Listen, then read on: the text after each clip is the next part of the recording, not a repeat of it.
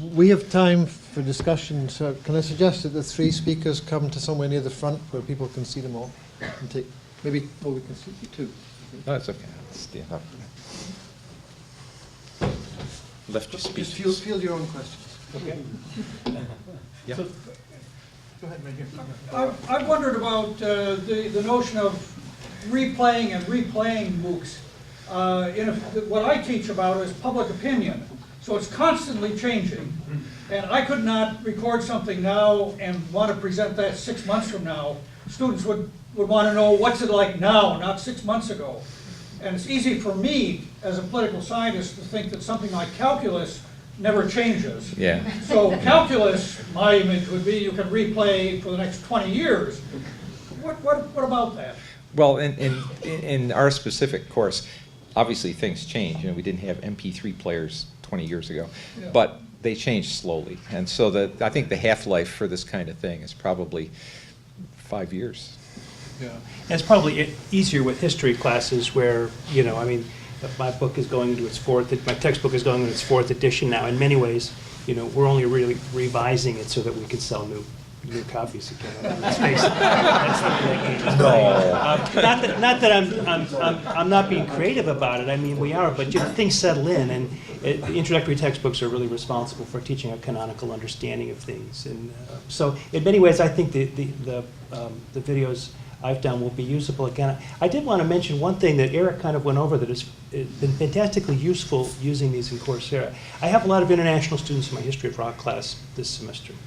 And what I've suggested that they sign up for the Coursera course. I don't care whether they take, there's no official connection, blah, blah, blah. But the great thing about the Coursera course is they subtitle every lecture, and the students can watch the lecture at 75%. If you notice, I can get rolling pretty quickly as I speak, so they can slow it down and they can watch the words go by. And for these students, they've said it really increases understanding and comprehension because it allows them, and then they can always go back and hear something again. So from that point of view, playing it over and over again actually works better for them than seeing. I mean, I think they like watching me jump around the room and all that, but besides that, I think it works better for comprehension to be able to play it again and again.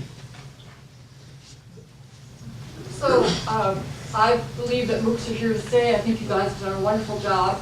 But one of the things that MOOCs do is that they perpetuate a certain image of what a professor looks like. And all of our professors are white male.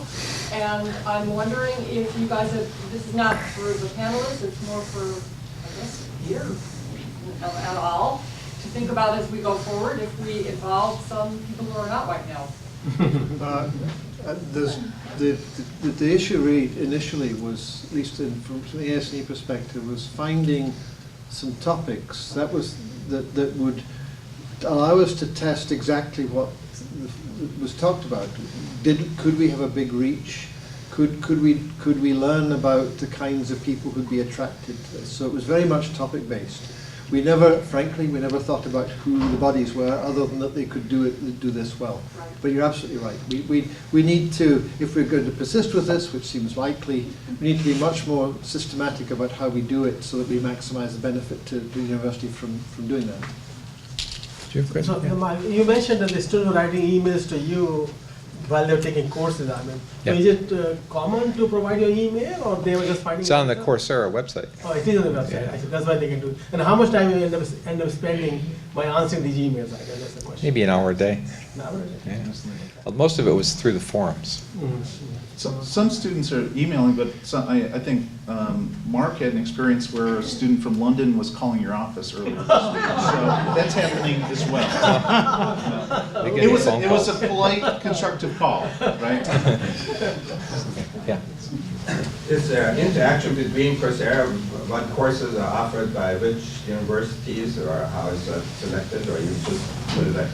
The question relates to sort of curriculum planning in a Yeah. broad sense, and that's the institutions are deciding which courses they're offering, and it's not, well, let's see what Penn's offering specifically versus Princeton. Each institution's making their own decisions. That said, I do think as we've thought about courses, we do look at what's built already and say, does it make sense to have the second or the third version of something, or does it make sense to have like the first Beatles course? That's right, yeah. Right. So Coursera is kind of free at the moment, but eventually for profit, or at least that's its goal. edX at Harvard is open source and potentially more university-like, not so much for profit. I think it's mostly for Eric. Can you make any comments about what's happening there and how the university should think about these two platforms, or maybe there's other ones as I well? think we need to pay attention to all of the providers. We would probably would have put Udacity in that category. Udacity It's also. not exactly the same over the last month or so, I would say. It's changed. That said, I would tell you that our experience with Coursera as an entity has actually been very positive so far. We've gotten, things have worked, which is great considering if you thought about it, the entity didn't even really exist about 24 months ago. And the staff, the support there, et cetera, has been very, very good. And so I do think you're right in terms of paying attention to that landscape. They're not mutually exclusive as far as That's I know. right. So I'm They're curious not. whether you're thinking of putting some courses up on edX to see how the experience is different. Can I just add to Yes, that? please. My experience with Coursera, it's a free culture, in a sense, not like freedom. I mean, like, nobody wants to pay anything. I've got 70,000 students in my History of Rock Part 1, Part 2, when it's free. If each of them had to pay $5, I'd have 700 students, right? I mean, if you got to pay, I have a textbook. I recommended it. You're not supposed to require it. I recommended it. The publisher barely sees a bump in the textbook sales. So it's not a cash cow, and I think this is what Udacity figured out, that they couldn't sell this unless they sold it vocationally. What's going to happen with Coursera? What's going to happen with edX? Unless you've got Bill Gates' money behind you. If you've got investment bankers breathing down your neck saying, hey, we got to turn this pretty quick. I guess the thing that prompted my question is I know that Stanford is thinking of, which started where Coursera started, is thinking of putting courses on edX. I know something about edX that's relevant to this discussion, which is that MIT has now explicitly disavowed the expectation of making any money from it. That's right. MIT now views edX as an experiment in how to improve the delivery of education. So MIT, for example, is investing enormous amounts of money through edX and chasing clicks, knowing what students do when they're running the courses. So it's very much in the tradition you'd expect from MIT, an expensive experiment in learning how to do what they do better. So I guess the question is, what happens to Coursera when the bill comes due and they've either got to turn it for a profit or stop doing it? And what we have to do is keep our eyes open so that we can continue moving in all of these directions, even if there is no Coursera. Right? Coursera is a vehicle for now. That's why I We'll asked see. the question. It's just that there are lots of options and we should kind of be playing our bets everywhere. Yeah, that's right. First, a short message from our sponsor, right? Well, question. they have other ways to monitor that. A couple questions. First, I want to underline what Joe Newton pointed out, and this is an opportunity for us to sort of like emphasize a diversity profile for this university. So that, I think, is not a trivial issue. But my second question is about the future. And I guess the best way to sort of put this is and this relates to the first question, how long is your shelf life for a course? Do you have a sort of strategy for renewing these or, redoing them or the like? You want to take that? Well, the second time through History of Rock, the enrollments were about 50% of what they were. So the strategy right now is to do the Beatles class for a while and come back and see what happens the next time we do History of Rock, and whether the people are still there. What's happened over the course of even the 8 months that we've been doing this is Coursera has exploded. There is a finite universe of Courserians. That's what they call themselves. And after they've taken your class, they're not going to take it again. So does it start to happen that all of the classes get smaller and smaller enrollment as there are more options than there are an increase in the number of people using? We'll see. Everybody's sort of flying by the seat of their pants here with this thing right now. But understand what the definition of smaller in John's statement was. It could have gone from 25,000 down to 10,000 or 5,000. It's Right. still a lot of students. I mean, Right? related to that, what's the ultimate size? Lots. We're Anything- welcoming as many that want to come into it. There's a question. But along those lines, so if the focus is on getting that first clip and that University of Rochester logo and some enthusiasm about the topic, does it have to be 6 weeks long? I mean, is there a model on Coursera for seminars or, one-time things? I can think of a few lectures that I like to do. few, that I could put out there, but I'm not I'm sure there planning to could blow be, my yeah. summer. So, do they currently have a model like that, or they're? I have not seen anything, so the question relates to sort of length of, and we're saying course. Wouldn't it accomplish the same thing of that click and the University of Rochester logo?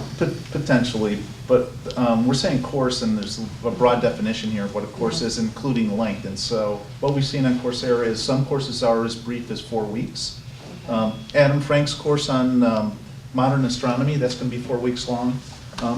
Mark Zupan's course is actually 12 weeks long.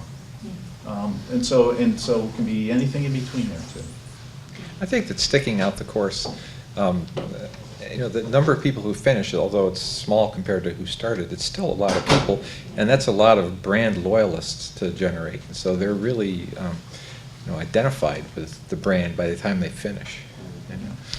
I guess just add a couple. What's been echoed, Eric and Will do a fabulous job. The quality of the video is first rate. We've got 145 different countries represented in our course, so just the geographic, we had a Serbian discussion group pretty active this morning where they crop up. It's a very, it forces you to think about teaching a concept in 6 minutes. And it really, it's made me think about teaching in a different light where you don't have the luxury to just keep rambling to boil the concept down to the essence. And I think if on Coursera, we're in the visibility, we've already had 3 students and we're 4 weeks in express an interest in applying. A person from Saudi Arabia, one from Spain, and one from, what's the third one, from Canada. So either the charge to universities for building that visibility or figuring out how to partner with us on a hybrid model, you pick up a lot of these people who are interested in more interaction. And whether we start to think of Coursera, could you come to us for a week at the beginning or a week at the end so you get more of that personal interaction, but then you pay more. And then how do we better certify when we know who's behind the computer? It's a brave new world. So who owns the copyright for the lectures? It is, what we've done so far as part of the Coursera model is that there are institutional rights to all of the stuff that's within the Coursera platform that are copyrighted to the University of Rochester, but the faculty members can use all of this content, like John is using all of this content for his course. Any other questions? I want to echo with Mark's opinion on even in Coursera, we need to put forward students to let them to start with learning the basic knowledge and to apply the knowledge and applications and to evaluating others' work of critical thinking.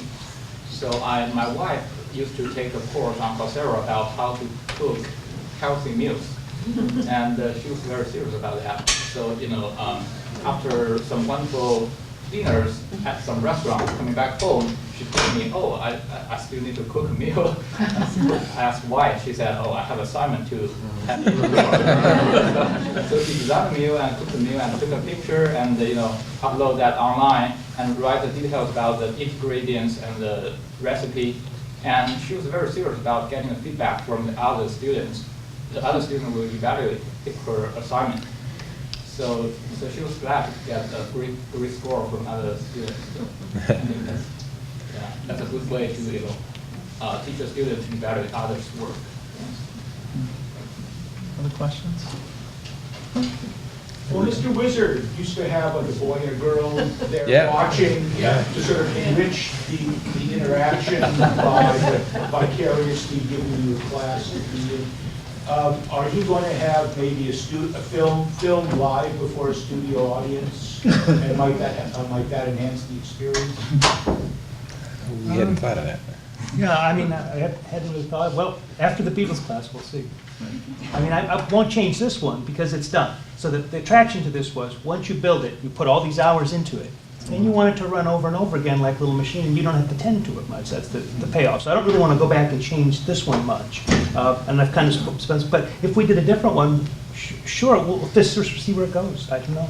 Well, I don't think, for example, I don't think Mark, to save his life, could make a cold solder joint. But if he gets the right student in there helping him. We actually, in that video, if you watch that video to the end, Dave showed them how to make a good solder joint. And he showed them how to remove that glob of solder that you didn't mean to put there too. So, but you're right. I mean, it would make the whole thing much more dynamic if you had an audience, because it is hard to sit there in front of a computer camera and all of a sudden get all excited about what you're talking about when you're sitting in your office on Sunday morning at 9 o'clock all by yourself, you know. So. Do you get any feedback from Coursera or about the dates that you offer the courses? Do they in general get better enrollment during the summer, or is the enrollment the same all year round? Does it matter when you offer something? The feedback we have for Coursera is not playing a role in deciding when courses start or end. Right, no, but just they're not, and we're not getting sort of any other feedback about, please make sure to start by January. No, or I something guess like what that. I'm saying is, other universities that have offered courses multiple times, is it just the first course that always gets the most when they repeat, or is it the time of year that you're offering it? Don't know. I don't think it's the latter. I don't know that there are lots of duplicate courses on Coursera yet. So I don't know that I think it's, so that your question relates to sort of is it good to be the first one out? I think that's true, but I don't think that we have lots of examples of, someone else offering history of rock again. I'm just wondering if people have more freedom in the summer to take a course. Overall seasonal If variation. there's some seasonal variation. Yeah, I'm not sure. Do we have enough data for that yet? There certainly was plenty of time for Mark in the summer to teach it, right? Last question, Amy. Well, I was just going to say, now that you're teaching it the second time, is there going to be a way for you to know how many of those people are repeat, people who didn't stick it out the first Repeat time offenders, and yeah. are just trying to do it again? Will the survey tell you that? I've got a variation of an answer for you on a slightly different question, which is interesting, which is one thing we were taking a look at is the students that come into History of Rock Part 2 was thinking that, those are all going to be the people that are taking History of Rock Part 1. And what we're finding is at least half of the students in History of Rock Part 2 did not take Part 1. So it's they're sort of just jumping in. In that case, that's a course that someone can just jump into that time period that John is working with and going forward.